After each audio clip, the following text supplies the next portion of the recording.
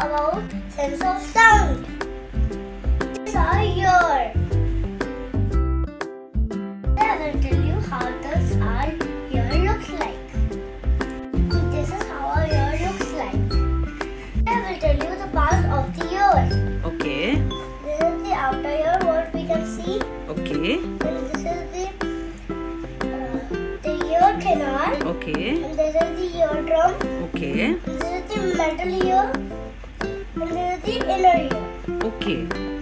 So when we hear the sound, it travels through the canal, then goes to metal ear and hits the drum. Then it makes a vibration. And then it goes to inner ear. One thing I want to tell you also. The canal is used for wax also. Okay. And how about the eardrum? How tiny is it? That's small. It's smaller than a little finger. Okay. Yes. Okay. It is all about our ears, how we hear. Thank you so much.